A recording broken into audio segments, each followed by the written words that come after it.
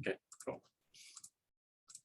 Yeah, this. All right. So, I mean, I've given this talk before, so I guess you could refer to this one, but I think I have like a more comprehensive like walkthrough in the NAPE calcium imaging workshop. And I'll kind of go through this a little bit more quickly. So there are there's like pre-processing, right? And there's post-processing, which I'll split up into like talking about. Pre-processing is the steps that we need to take our raw data that comes off the microscope.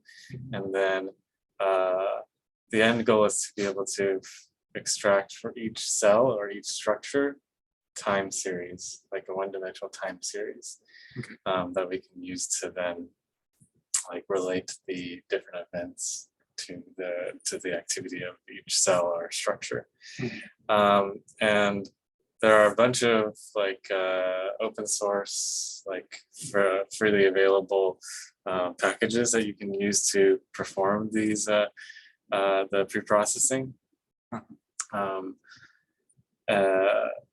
Pre-processing meaning like the ability to motion correct the data and to identify the cells or the structures, either manually or automatically. And different packages have different like strengths. I think for you, you should definitely try to use Sweet2P. But so Sweet2P differs from SIMA in that it can automatically identify the cells or structures. Whereas for SIMA, which is what my pipeline is based off of, the identification of the cell or structures is done via manually through ImageJ. Sweet2P is good for the automatic, but only if your signal to noise in your data is high, like where if the cells are clear. Okay, so this is just some other stuff. So this is kind of an overview of the pre-processing pipeline steps. So the first step is file conversion, and this is kind of straightforward in that basically, well, we don't actually need to do it for the data coming off the Olympus microscope because it's already in the format of this TIFF stack. Okay. So TIFF stack meaning it's just like some like file format to store the imaging data, right? So that's let's see here. Essentially, what this is have you worked with TIFFs before? I think TIFF is the one, so ImageJ can do it. Yeah, exactly. Can do yeah, it. so I think I get. We can actually just simply open it like this.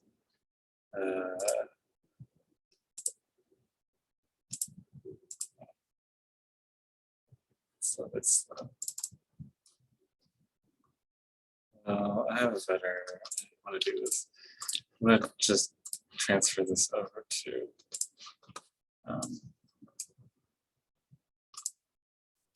Transfer this over to my local drive because it's going to be faster to analyze. So let's just do that.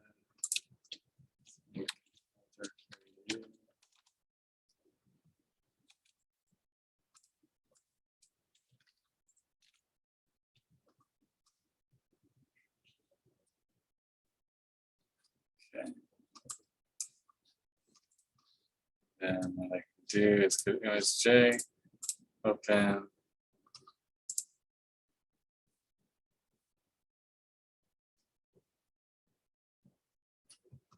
And navigate to your data. Should be at the left. Yeah, there you go.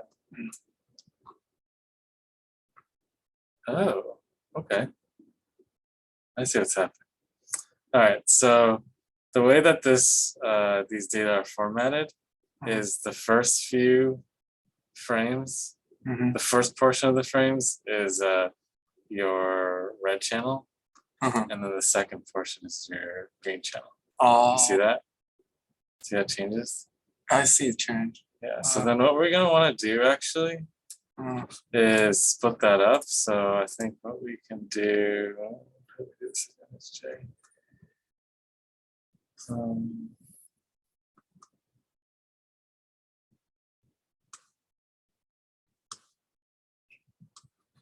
tools.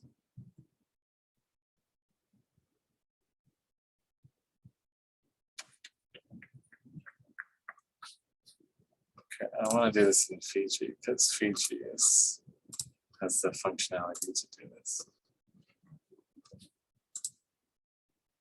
So you can do what I'm about to do in Python or some other, like there's different ways to do this, but essentially what I want to do is make two files. Because right now all of the each channel's data is in one single file. I want to make one file for the red and one for the green,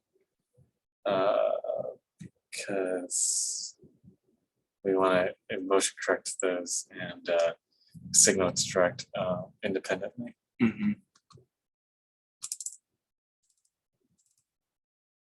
So yeah, this might actually be important for you. So I think it's stacks, tools, slice, keeper. So you want to go from slice 1 to what's it? 100.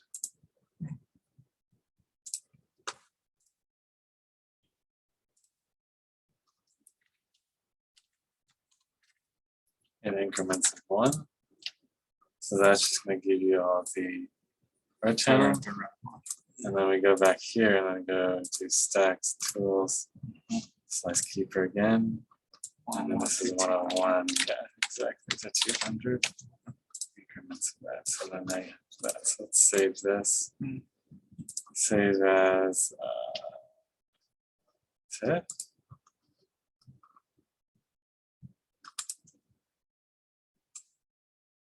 So we can do treat. I'm gonna rename this. I'm gonna add. So avoid spaces. You should always avoid spaces and dots. Well, dots besides the one that's the extension, and use underscores. So this is going to be red, I think. And then this one is going to be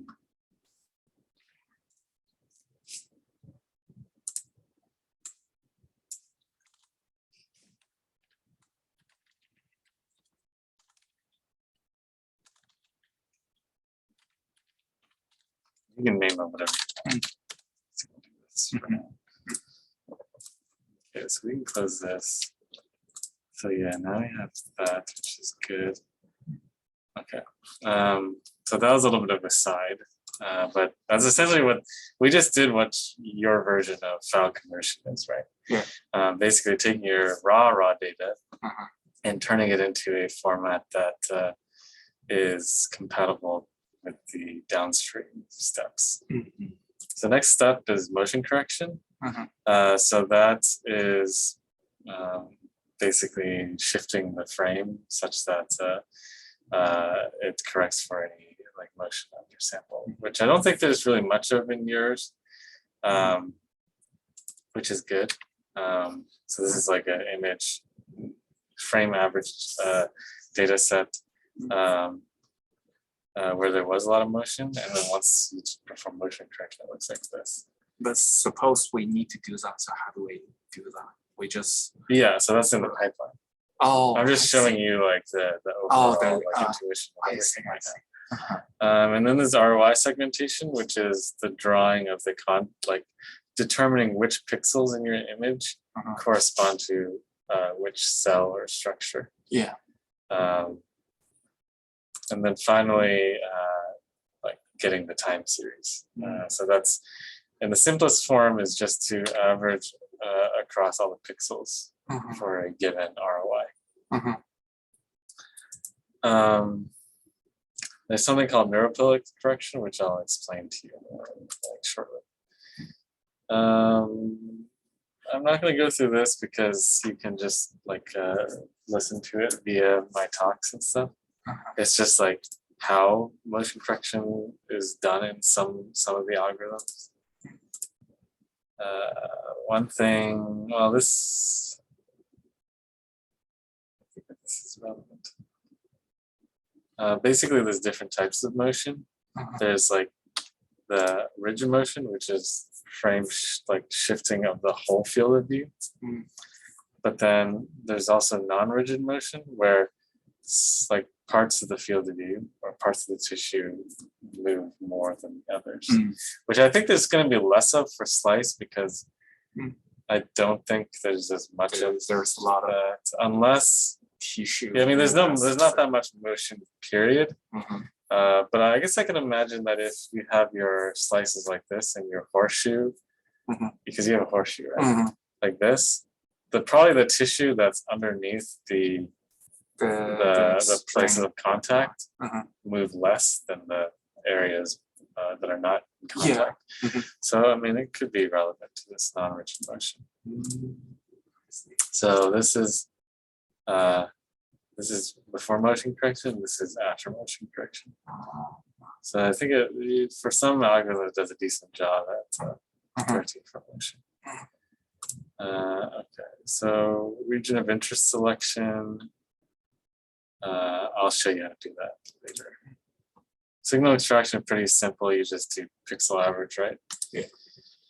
Okay, so in conjunction with signal extraction, there's another step that is typically done in two-photon imaging. And I think that, I mean, it's still a concept that you should be familiar with. I think it's less of an issue with high NA objectives, which are you using? And because you're not using a grid length, it's actually even less of a problem. But basically, this is the concept that when we think about two-photon imaging, right, like just the physics and everything, you're trying to image like a single plane. So when you're thinking about it, it's like 2D. When you're like looking at the images, right, it's 2D.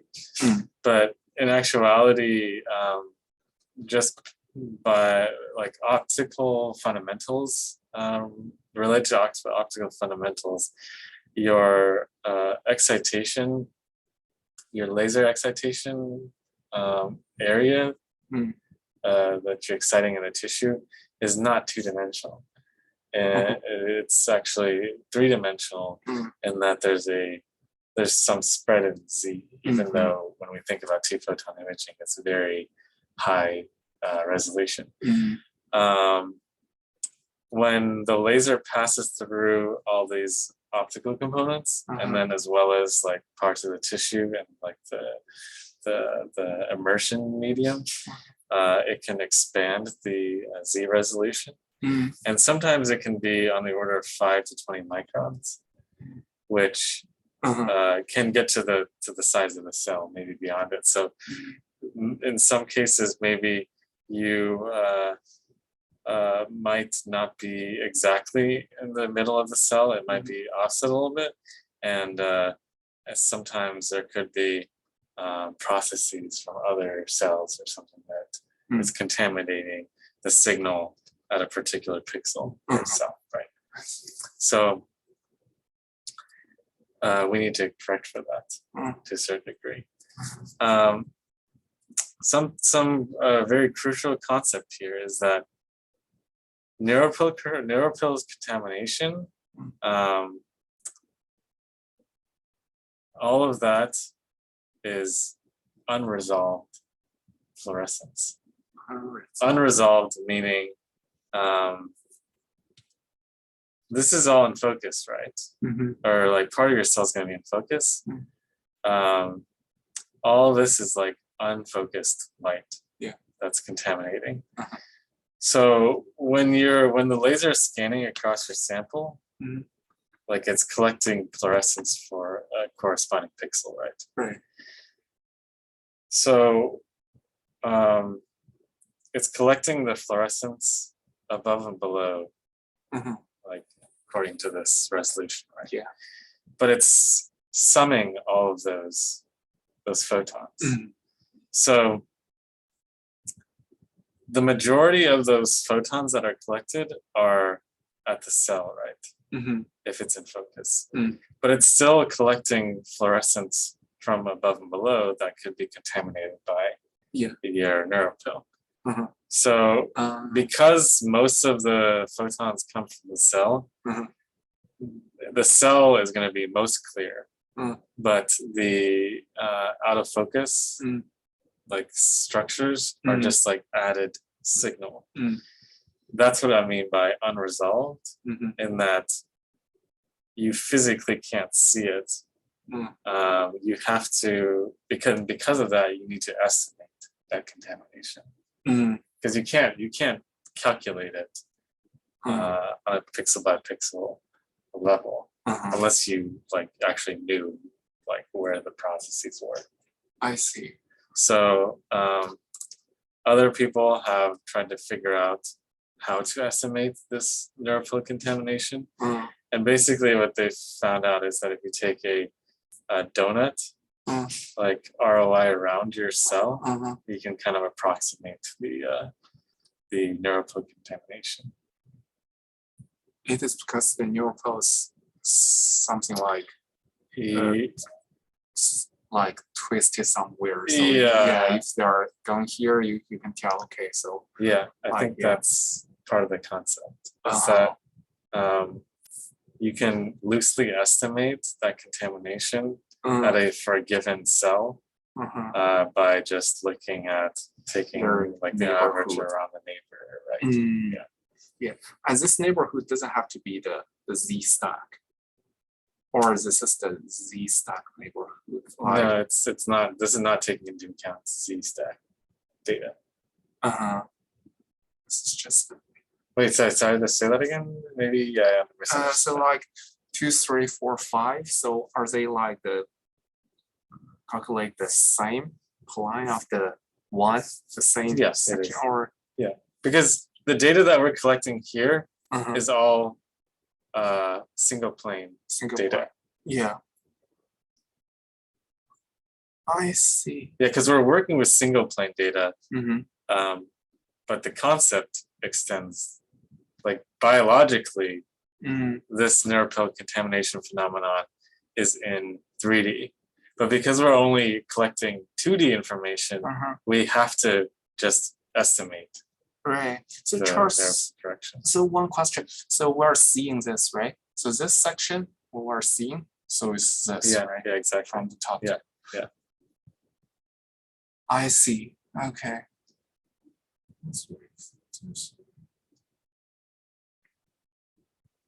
Oh, okay.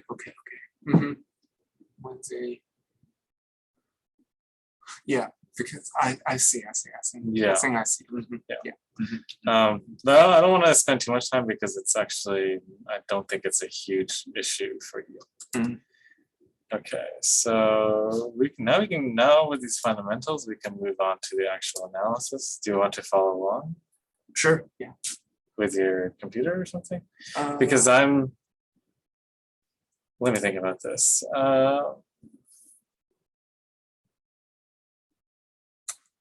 So I'm not going to install so for you, when you do it on your own computer, you're going to need to install, like, do you have Anaconda? Do you work with Python at all? Python I worked before, but this one I just downloaded. Okay, so you're going to need to download Anaconda, because that's what I use to like open up the software and everything. Okay. And then, are you familiar with environments? In the Anaconda? Or just in general environments, like Python environments? If you haven't heard, if it's not immediately, then you probably haven't used them. So,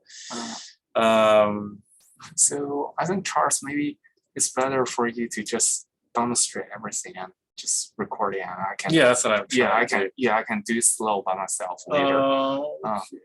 Think about this. I've already recorded these basics. like in another video. Mm-hmm. Let me just quickly check it. I sent not to that group. Here. It's a 2-hour demonstration. Yeah. You should do it here. Okay. You should watch this video. I'll send it to you. Yeah, please. Hold on.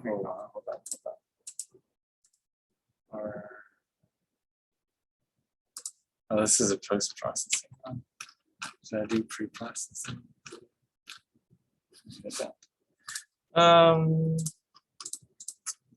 Maybe we should do it this way then.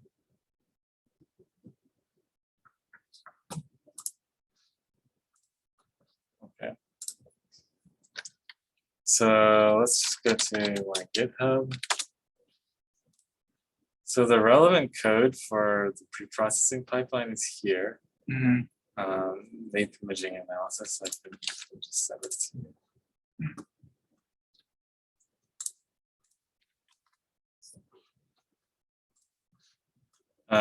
And have you worked with GitHub? GitHub a little bit, yeah. I think. Do you have your own account and have you cloned? I think so. Yeah. Once in a while, so we did. So yeah, I can figure out. Yeah, okay, cool. So yeah, just I mean, the easiest way is just to download a zip. So with Anaconda, you're gonna want this file here. Okay. It's a YML file. It basically contains all of the prerequisites to for the Anaconda platform to install in order to be able to run the corresponding code. Okay. So what I'm gonna do is I already have my own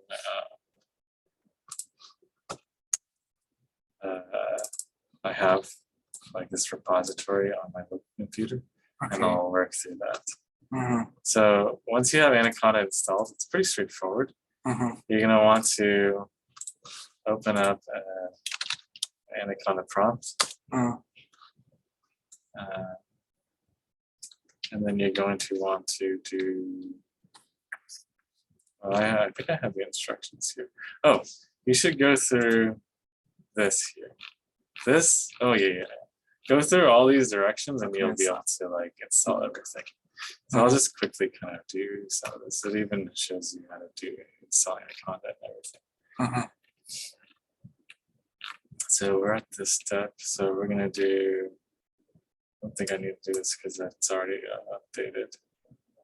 So now what I'm gonna want to do is go to find the GitHub folder, the CD into that folder. So now I'm like in here.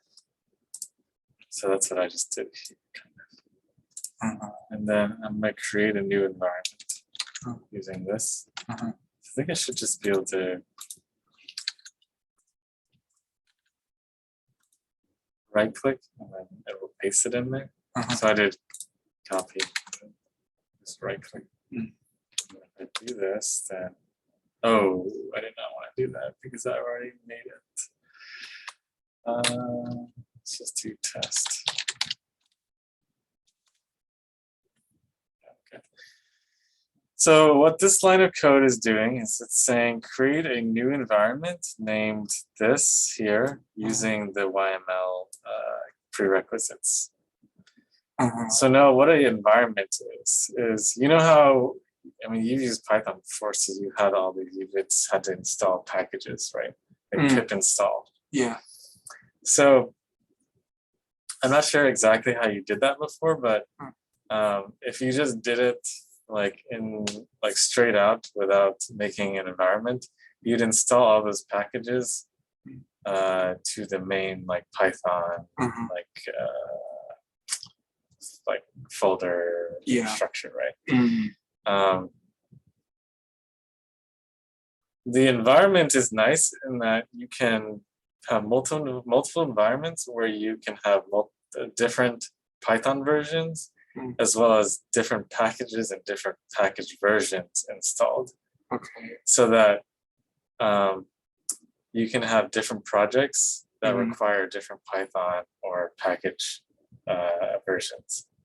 So like, let's say you have a study that requires Python 2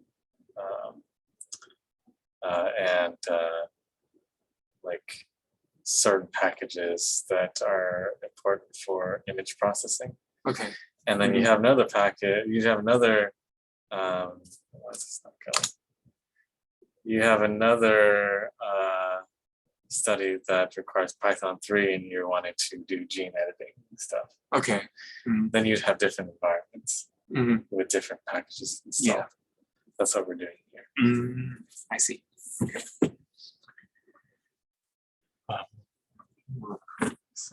So actually, around lunch, do you want to have some burger? Oh, yeah. Okay. Yeah. Sorry. Thank you. Appreciate it.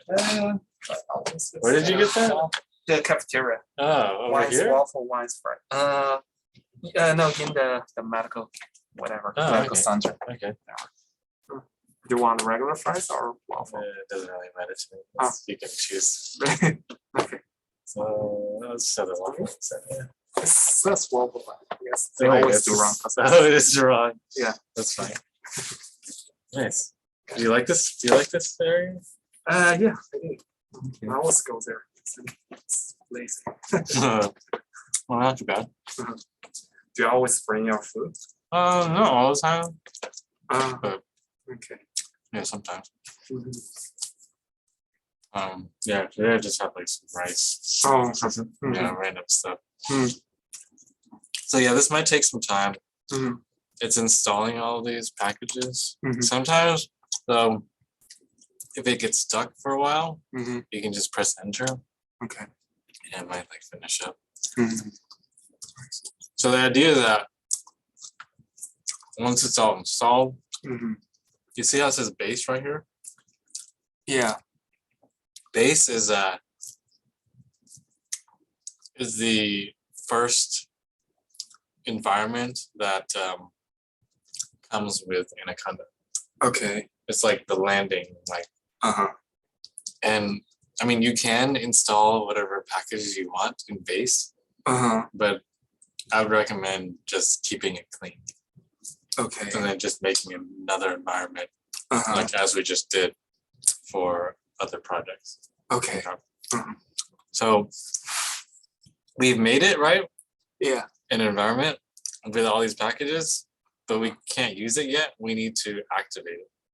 So, I mean, this is telling us that to be able to activate the environment that we just made, you want to, let's see if I can do this. I'm just going to highlight this and then Control C, right click, yeah, and then do that. And now you can see that we are in this environment. Nice. So let me just show you something, like just make it super clear.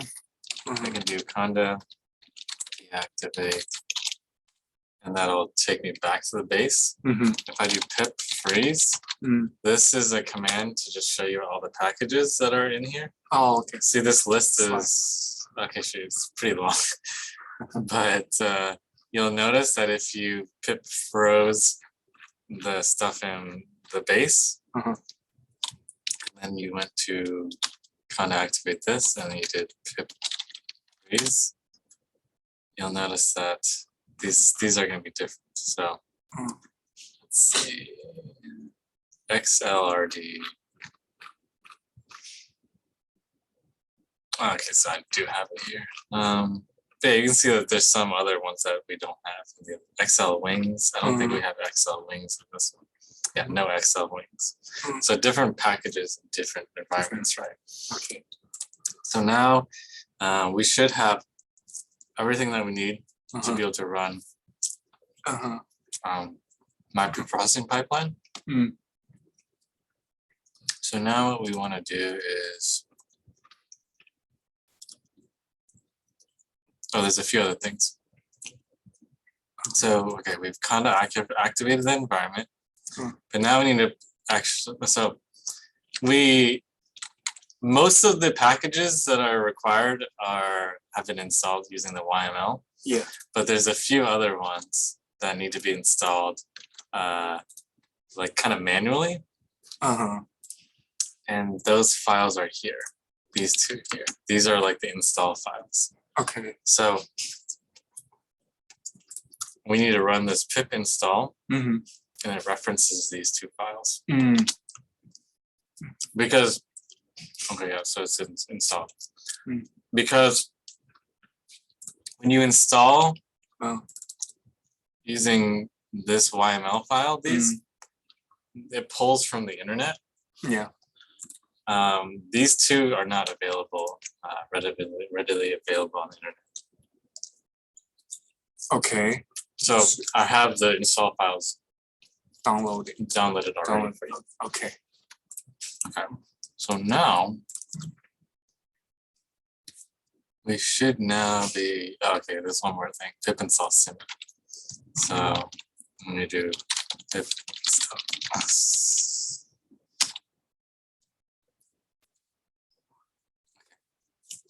So now we need to go to this folder. So it's just like one folder down.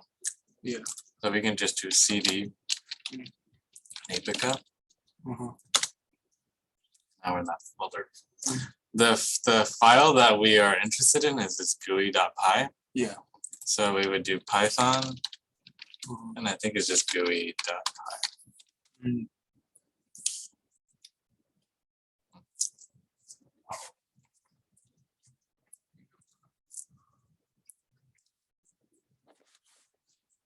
Why is that doing this wrong? Sit.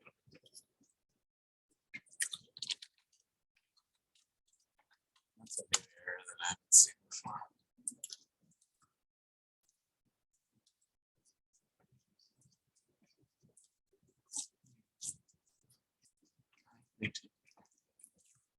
One more thing, sit.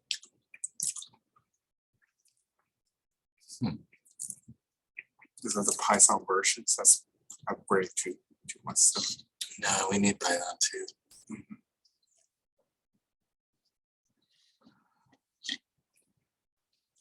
And it's specific to PyQt. Wonder if we should reinstall.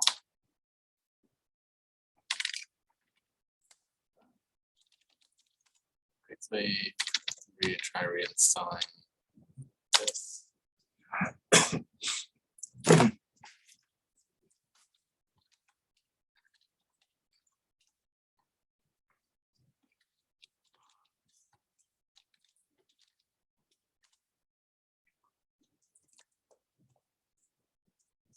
Yeah, so it is. There's SIP in here.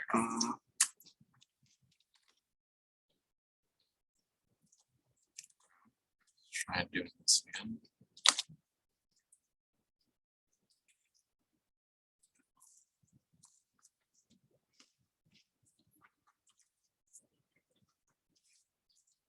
If this doesn't work, I could just use the environment that that I know works.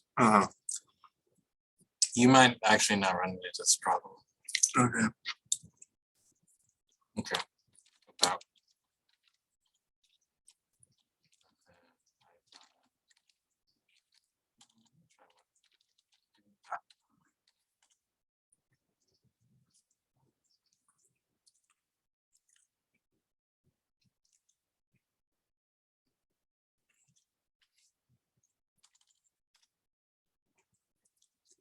Oh, okay. So that was kind of strange. So I guess if you do see the SIP error, then just what I did here was I pip uninstall PyQt4. Okay. And then just to redo the pip install. I must have had some error when it's going to run into some problem installing everything fully. Okay.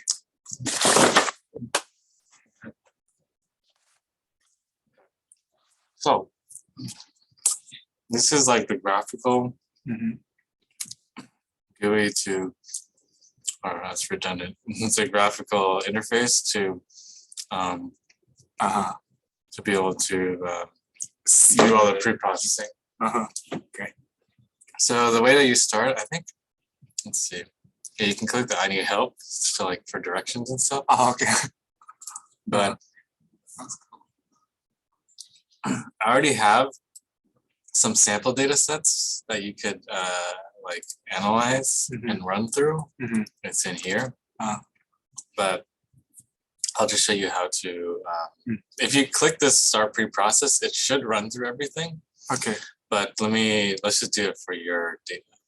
So you're gonna want to clear the table. So like now there's nothing there.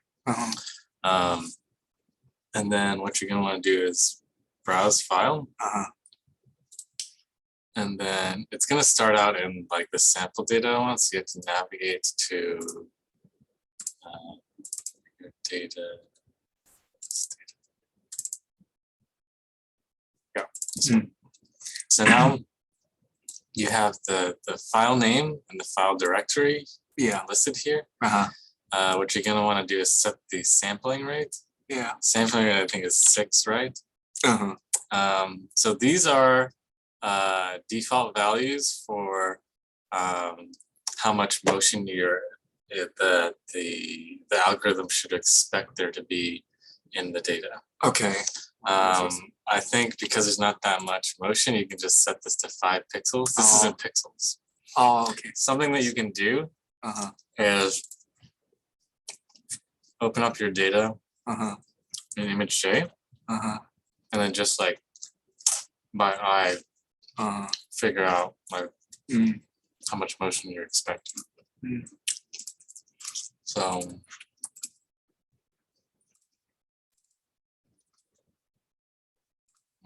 I'm gonna try this one. It's like look throughout, and I mean it's really stable. There's no movement really. But let's say we opened up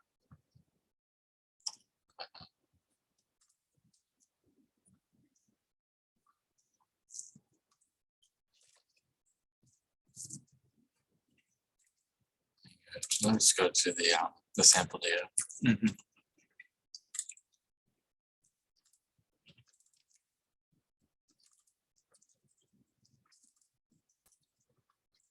This is sample data that I showed you before. You can see all this movement.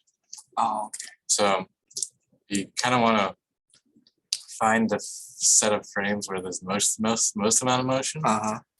And then what you can do is, so it seemed like this moved to here. So you can use a line tool and then just draw like that. You can see the length is 11 pixels. Okay. And then you can set that to like Y is like a 15 or something, maybe like 5 more pixels than what you saw. Yeah. Okay. So the first thing that you want to do, set motion correct to true, or it's already true. Sorry. You can either set it to just T or true. T just for shorthand, so it's easy. These need to be false because these steps need motion corrected data to run. Okay. And then I would recommend setting the save projection to be true. It's up to you if you want to save the motion corrected H5 file. I'll show you what that is in a second. I'll just run it. So now I'm hoping that everything will run. Okay, cool.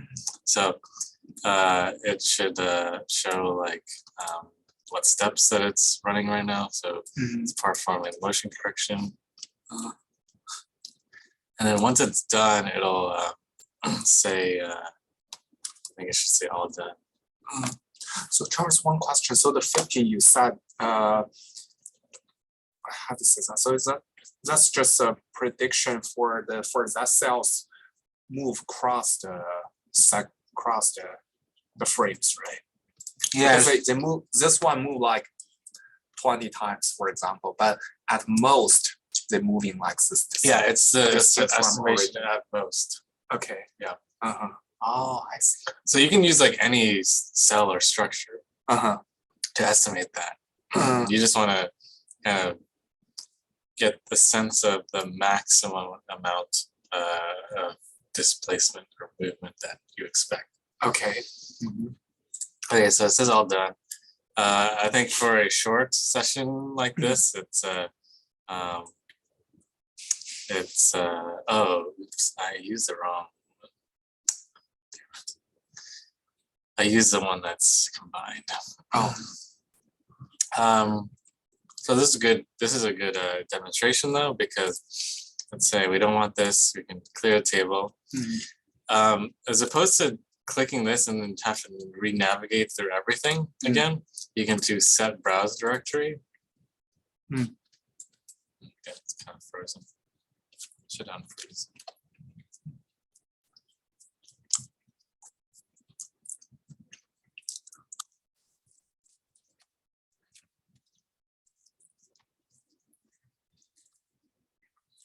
I don't know why it's like dying.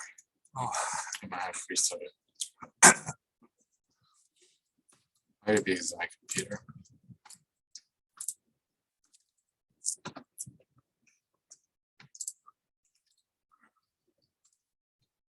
I think it was this one, right?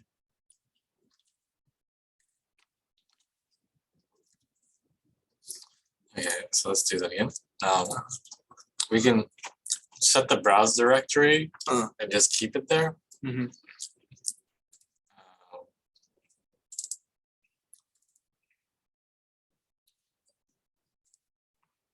Oh, did we not transfer over all the data?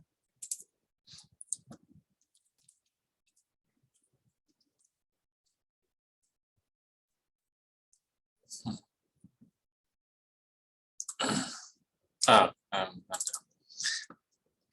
I just set it like this, and then should be able to, yeah, okay. So now we can find the green one, and then let's just do 2 actually.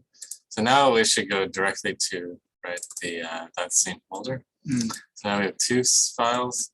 So 6. I think this is 5, 5, and false. True.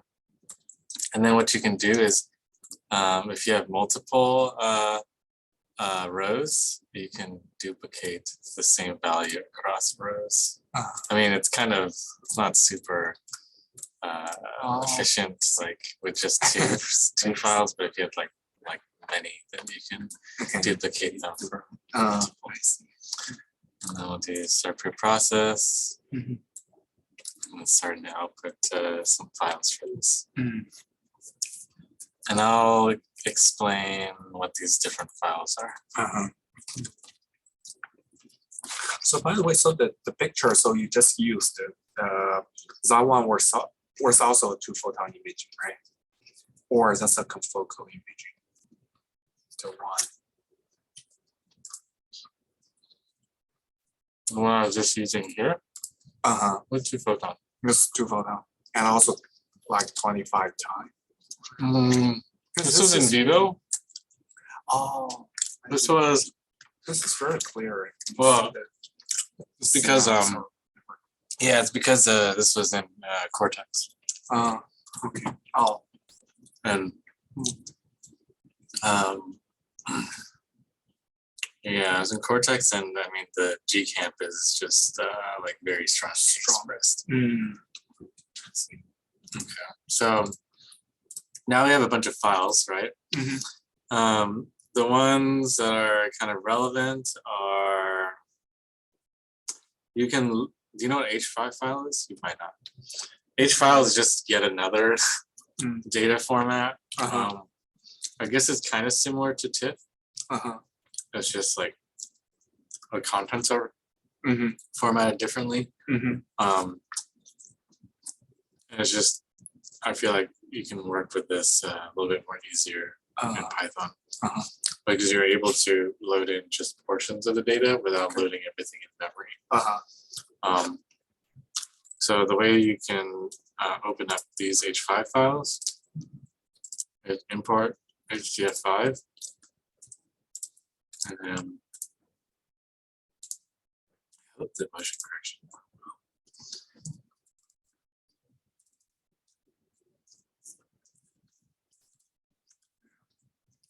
green cement, see H5. Close that. And you want to select this row Mm. and press load. So now, I mean, it's not really like there wasn't really that much motion correction to be done. Oh. It seems like the values are a little bit different. I think it should be fine. This .sima folder contains all the motion correction shifts that were calculated. And then output images just shows you, this is something that I just output that and show the time averaged images. Oh. So you have your standard deviation projection, your mean images, and max projection image. Oh. So we'll use these actually to draw the ROIs, which is actually what we're going to do next. So you will need to use image J to draw the ROIs. So how you do this is you simply go into your output images folder, take your TIFF, and then just drag it in. And there's a few tools that we want to use here. One is the adjust brightness contrast. So you can change how bright things are. And so you can see these more dimmer ones. We also want the analyze tools ROI manager. This is how we're going to be able to register and save the ROIs for the signal extraction. Okay. So, and one final thing you need to do is select this polygon. Okay. And then what we're going to want to do is maybe zoom in a little bit and then click to identify the cells. And then you want to do add, and then move on to the next one. And then right now you can't actually see where you did it, but if you click show all, then it should show you. It will show you like the previous ROIs that you drew. Is there a particular cell that you might think is interesting? Not really at this point. So yeah, you could do this forever. You can do this for so many different cells. I'm just gonna do like 5 for now. So there's a few things here. Notice how I'm drawing these ROIs. I'm not drawing them in such a way that it's like this. Like the whole. Yeah. The reason being is because you only really need around 20 pixels, 15 to 20 pixels per ROI to get enough signal to noise. Okay. And I don't think it's a huge problem for you, but if there's a lot of motion, if I drew the ROI like this, if this moved a little bit, then a lot of the noise, like the background, will be within the ROI. Oh, I see. Yeah. And you draw more centered. Yeah, I usually draw more centered. And then other thing that I want to, it might not be as clear here. Maybe here. So take this, for example. You see how there's some structure that's right next to it? Yeah. I recommend like trying to draw like this to decrease the likelihood that you're including other processes or structures in your ROI. So you only want to have one cell or structure per ROI. Okay. So another thing could be something like this, right? I mean, this is kind of tough to see, but you see how there could be some process going that way? See how this curves around? Yeah. Then let's just say that there's a cell underneath. This is a little bit tough, but what I would like to do is like do something like this. So, or let's say this is the whole cell, right? Uh-huh. I'll do something like this to avoid that process that's coming through like that. Oh, Does that make sense? uh-huh. So let's just go forward with these few ROIs. So the next step is to highlight these, Yeah. do more, and save. And then you want to click save here. Uh-huh. Now there's something particular that we need to do here. So it's gonna save a ROI set.zip here. You're gonna need to rename the file so that basically this root name comes before the ROI set. So it should look like this. It needs to have the same name and then underscore ROI set.zip as what you had like drawn the ROIs on. Oh, okay.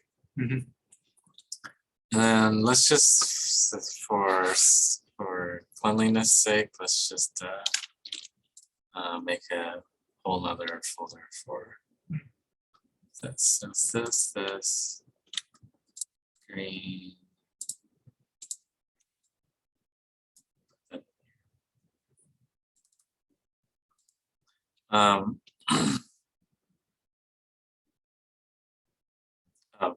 So there's also this file here. It's just a kind of a text file that you can open up, and it contains all the parameters that you used I see. for motion correction. Uh-huh. Okay, so now let's move on to signal extraction. So I'm gonna just clear it. Now I need to go back here. You need to reselect, or you don't have to reselect it if you didn't have to clear it. I just cleared it because I moved where moved everything into this folder. But for signal extraction, you still want to select the original TIFF, original raw data. Okay. These parameters don't really matter anymore because this is relative to motion correction. We don't need to do motion corrected anymore. So set that to F. Set these to true. None of these can be false. So now we do start preprocess, and it's saying extracting ROI signals.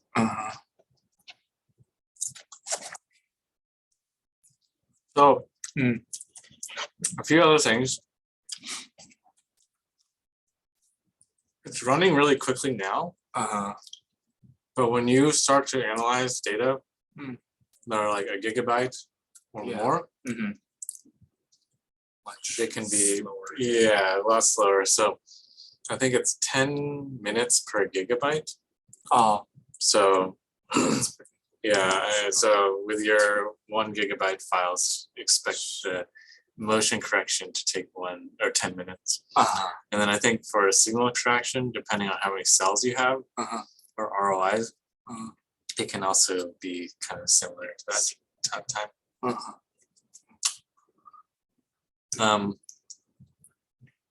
I mean, there's still, I don't think it won't take too long for you. I don't know, I should see someone here. Well, hopefully it's not seizing up again. But we should.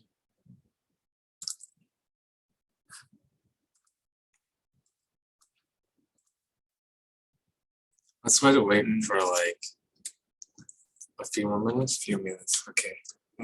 I think the reason why this is all freezing up is not so much due to the code, but my computer, I haven't restarted in a while. But if you encounter this problem, let me know, and I'll try to fix it. So, No, go ahead.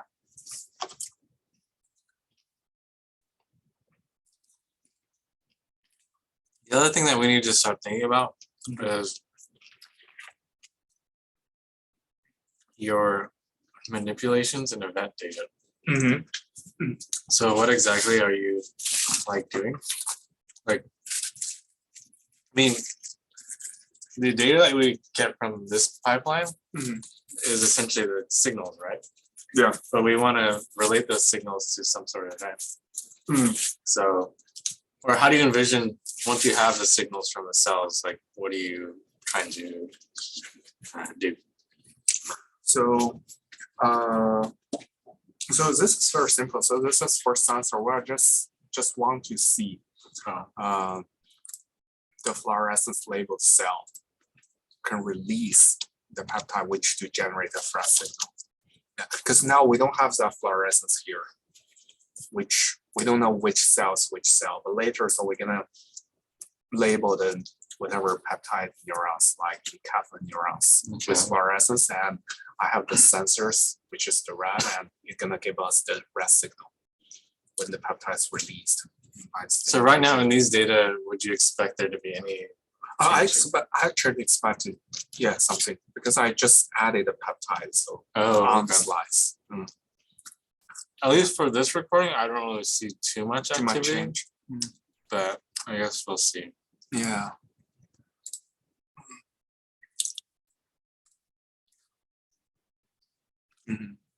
Oh, so we analyzed the GFP, right? Or both? This is just GFP. Right? Just GFP. GFP, we shouldn't see too much change. Maybe, yeah. Okay, that might be the reason why.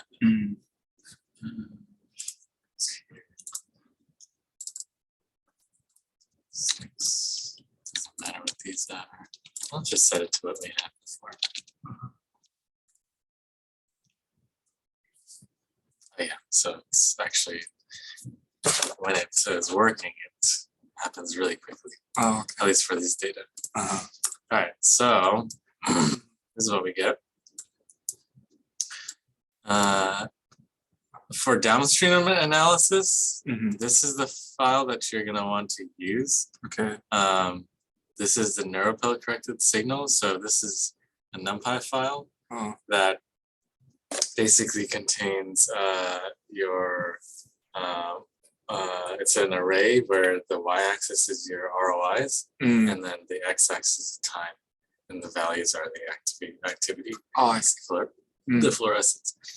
You have the raw, just extracted signals here, and the neuropil signals here. So this is just essentially that minus that kind of. Oh, okay. So now there's going to be more stuff here. Yeah. Here, these are just the ROI contours that you drew. Yeah. Or that I drew. This is, I didn't really explain this very clear. I didn't explain this, but remember how we were, it's related to the neuropil correction. So when we're estimating the neuropil, you don't want to include the signal of the cell, right? Yeah. Because that's a cell, that's not the neuropil. So this dead zone is showing you what pixels are excluded from the neuropil estimation.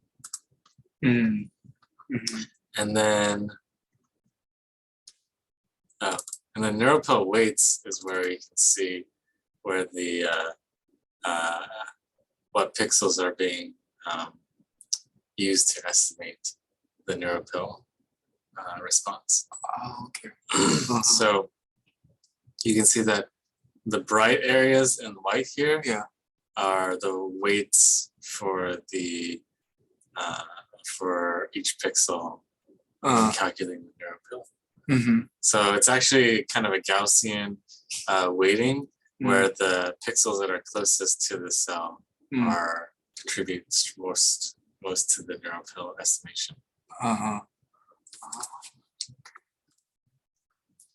Finally, you have the signals from the ROIs themselves. So you have just the raw extracted signals in blue here, and the neuropil corrected signal in orange here. And then you can, I mean, this is the raw neuropil signal. Okay. They're not the same scale. Mm. I mean, it's kind of noisy right now. It might be that this could be something. I don't know. What's inside of these cells? Inside of the cells. Yeah. Or what is the what's green? Yeah. What's the meaning of the green? So actually, I think here, so it doesn't mean anything. That's just part of the sensor. So it's just a protein. The protein, so it's on surface. Oh, okay. Surface. Yeah. So you're not really expecting this fluctuate? Well, so for green one, I don't think so. No. Okay. Yeah. All right. So let's go to the red one then. So what I'm gonna do is let's make a new folder.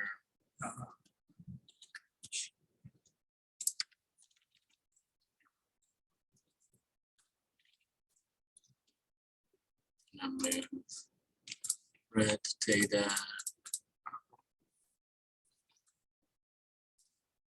There. And then we need to go here and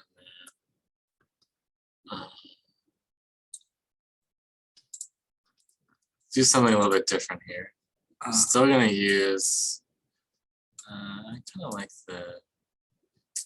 Is that better?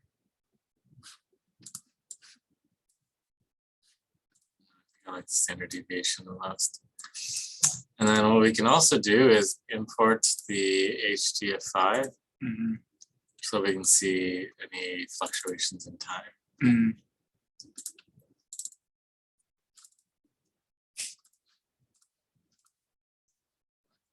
It's like a little bit tough.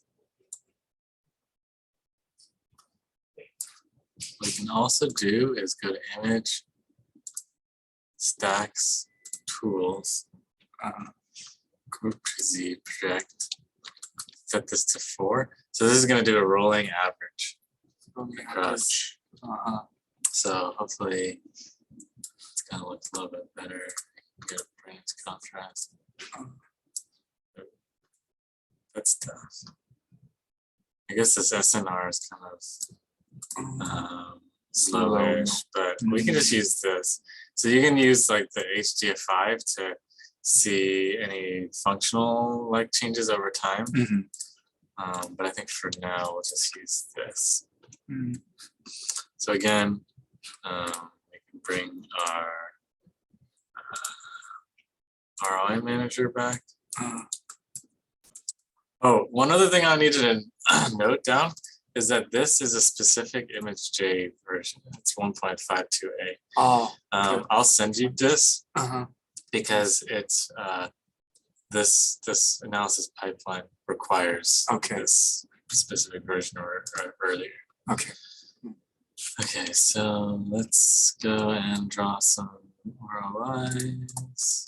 I mean, when you're doing this like officially, you should try to match the number order of the cells. Right, because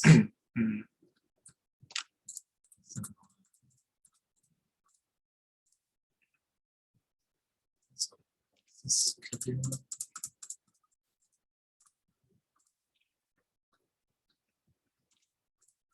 Yeah, which ones I labeled before.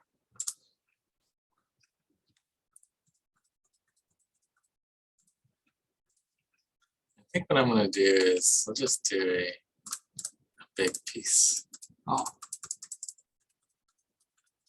So, just to capture hopefully more.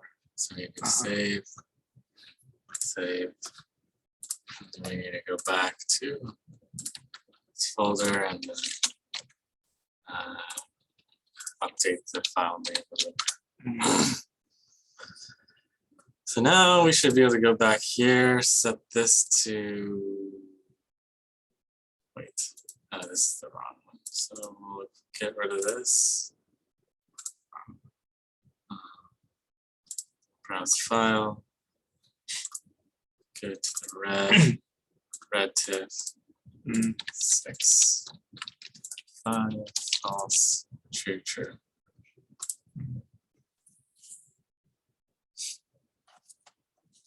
Oh, dang, I think it's gonna freeze it. I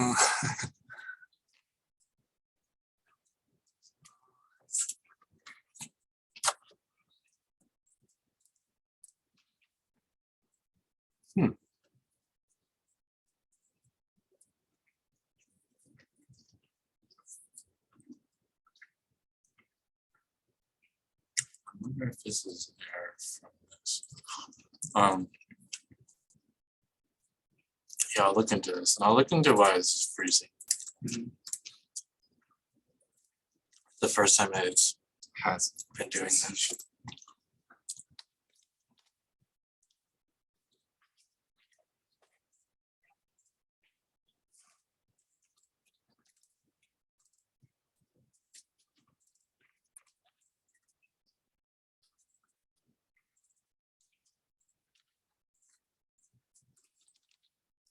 Okay.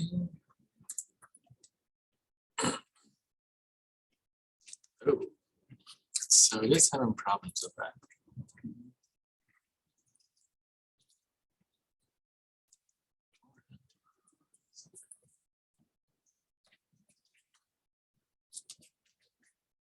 It finished though.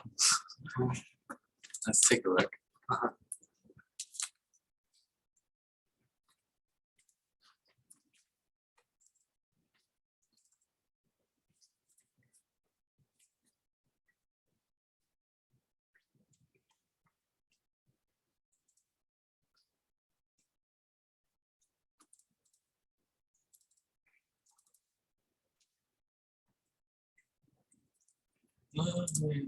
Okay, so it doesn't like some of these for some reason.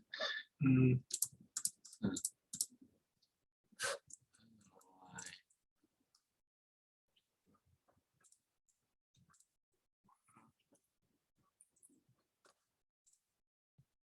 mean, doesn't like what we draw here. Yeah, it might be because it doesn't like. You know what? I think it might be because of that big one. Let me just redo this.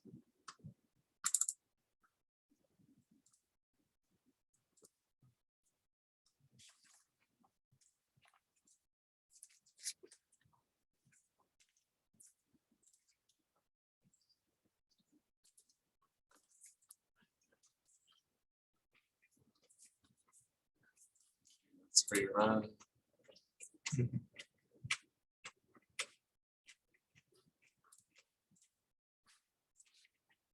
Sometimes it also exports some information here too. Oh man. It only works once at a time.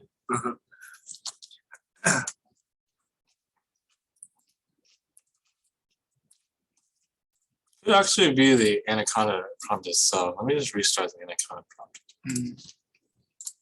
I also have so many of these running, so Yeah. that could be a factor. What do we call it? NAPECA.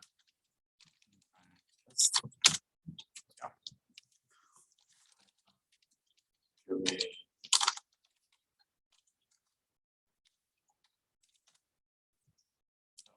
Because we need to go there first.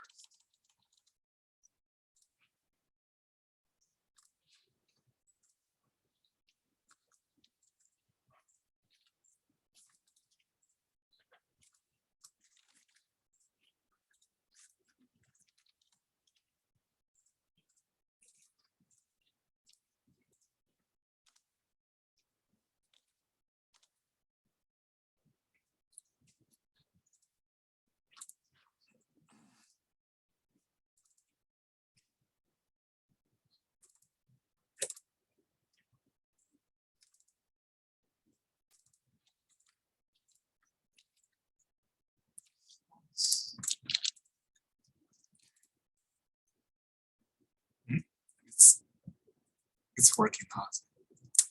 Yeah, okay. So I just didn't like that I made that really big ROI. I don't know why. Okay.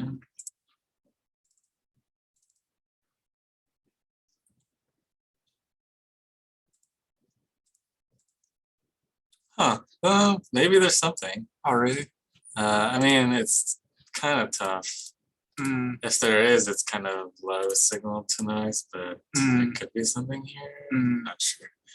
But yeah, so this graph is just saying, so at some point, so the red signal is coming out, right? So it's okay. I see. That makes sense. so I think this is your first kind of just sanity check. Well, what time do you think your manipulation happened?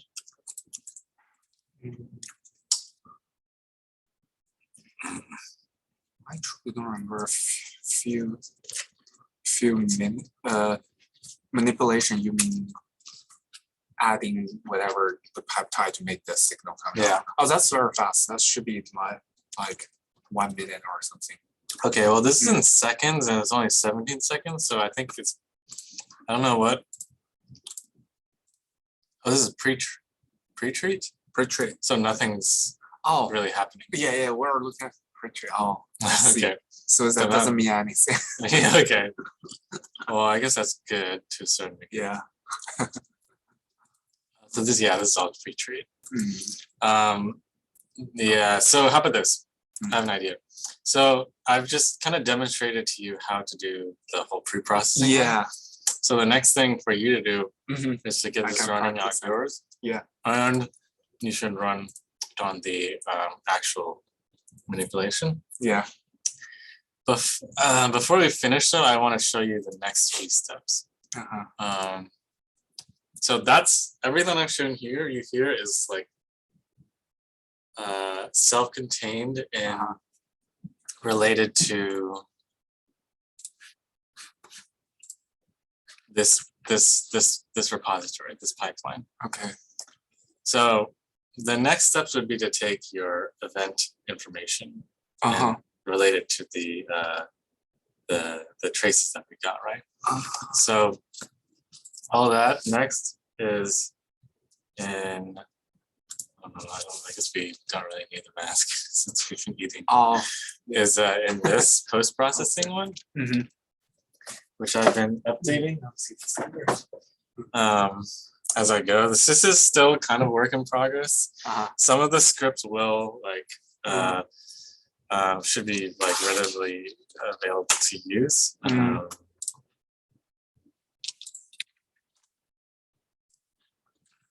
So I kind of give a description of what the different scripts do. Yeah.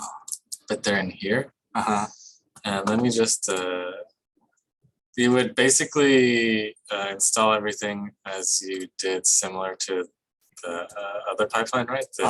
You can use this YML. Okay. Let me show you the outputs.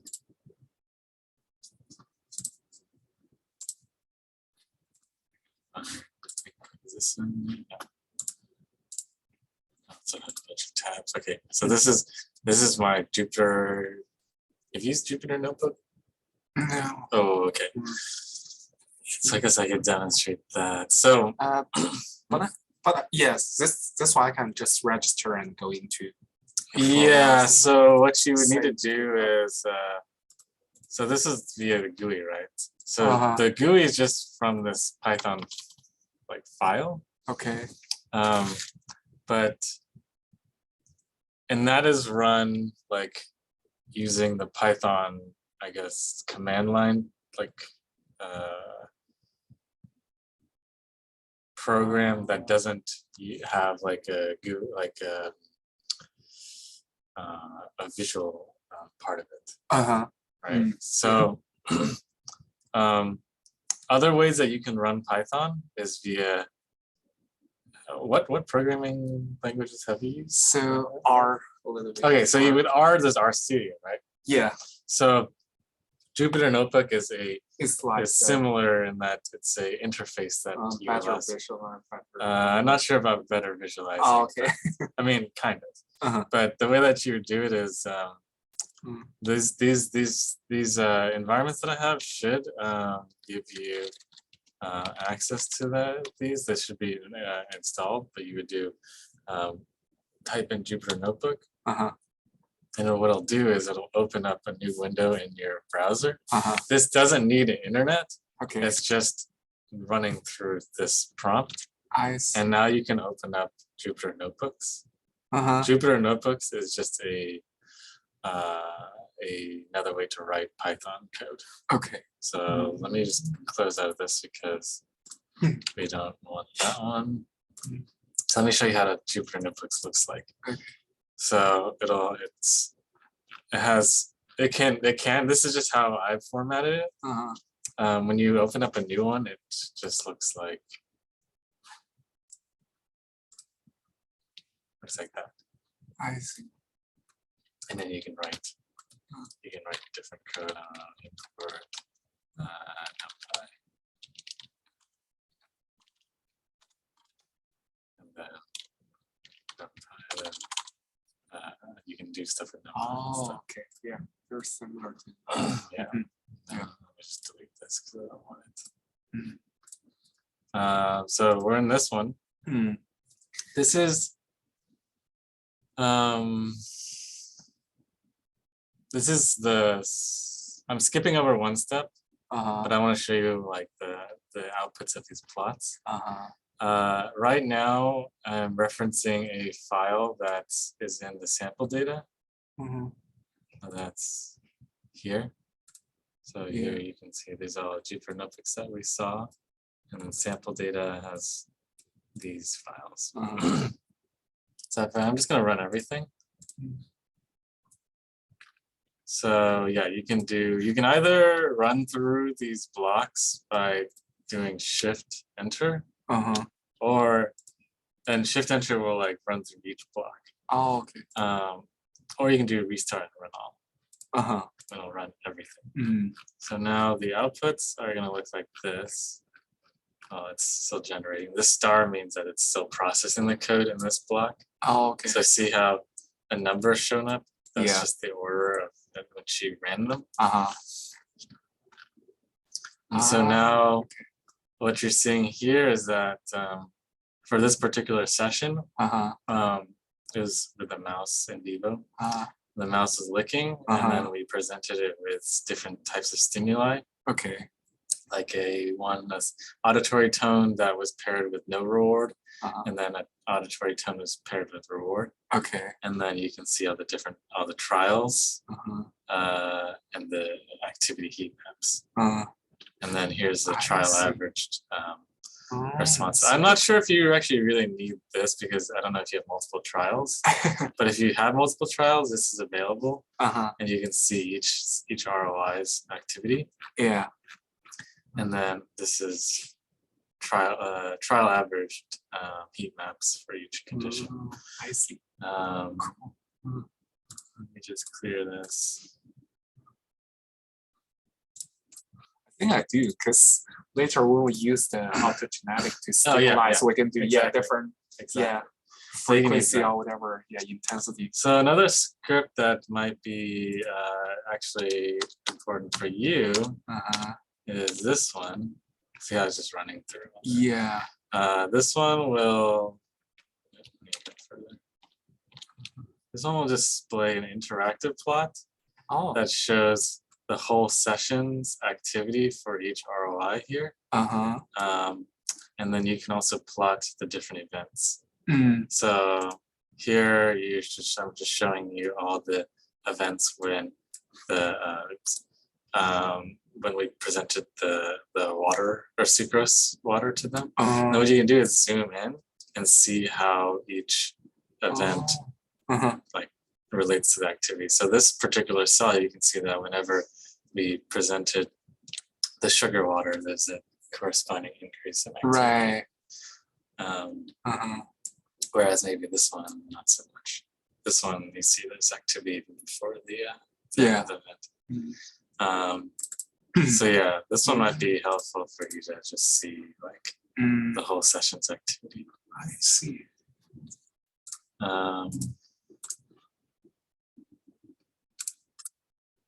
So you might be wondering how to get those data. Uh, So well, actually, let me just go back to this. So here, this is like all the user defined variables. Mhm. So you don't have to touch anything else out here. Mm. You just need to set certain parameters here, like sampling rate, right? And then also the file name for the signal, the data, which is, as you remember, the narrow field corrected signals that came out of the the preprocessing. This is the directory in which the files reside. So it's sample data, right? Yeah. You can give it the full path using this kind of format. And then this is the file that you don't know about yet. So currently I have the option for you to just simply make a CSV that contains your, like, each event is in a row. And then, I mean, this is kind of required where you have an event. Yeah. This is the title. So this is like for each event, what type of event it was, and the sample at which the event happened.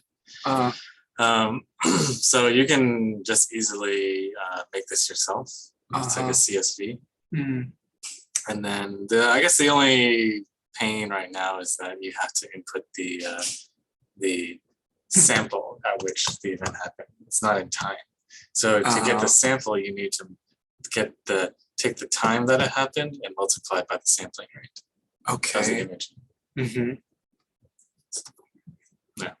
Does that make sense? Kind of. So yeah, so there are a lot of information. So yeah, there's a lot. Don't worry too much. I'm trying. Yeah. Yeah, I think I get the. Yeah, I guess you can. Very broad. Okay. Big picture. Let me just explain this quickly. So, let's say your event happened at 10 seconds. And just ignore all this. Yeah. Okay. And your sampling rate, your FS is, let's just say 6. Okay. That's your imaging. Yeah. So your imaging will have 6 frames a second, right? Yeah. So you can't just tell the or because depending on how the code is structured, but at least for my code, if you put in 10 seconds, if you set this as 10, it'll say that your event actually the event happened after 6 frames or after 10 frames, which 10 frames is only 1 second, a little bit more than 1 second. Because sampling rate is frames per second. Yeah. Right. So if you put 10 into my algorithm, even though it's supposed to happen at 10 seconds, it's going to think that your event actually only happened like 10 frames in. Maybe I'm confusing you a little bit. Let me back up. So the value that you actually need to put in here should be 10 seconds times 6 frames per second. Yeah. Right, because this is in frames. Right. This is in samples. So in order to get the corresponding samples for 10 seconds, you multiply your seconds by your frame rate. Right. Because let's do some math here. You have 10 seconds, right? You want to multiply by 6 frames per second. So these cancel out, right? Yeah. And it's 60 frames. Yeah.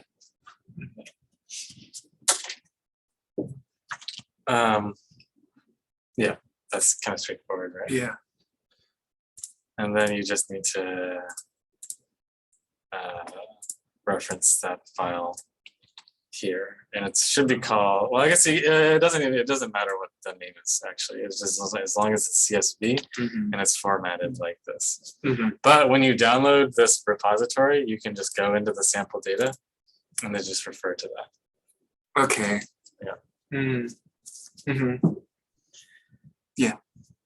Okay. So that's mainly it. Okay. Do you have any questions? I feel like there's a lot of stuff that I just showed you. Yeah, there are a lot of information. Yeah, I actually had a few questions earlier, something what, but I kind of forgot. Was it in the PowerPoint? No, so it's mainly so during process. Okay. I think I will just You can just like go back watch the video. and Yeah, just at least 3 times to catch up with. Yeah. Let me see if there's any other things that I want to mention about pre-processing. Yeah, I can't really remember it myself as well. So yeah, I think you just go through it, and if any questions come up, just let me know. Sure, definitely. Okay, so let me stop this.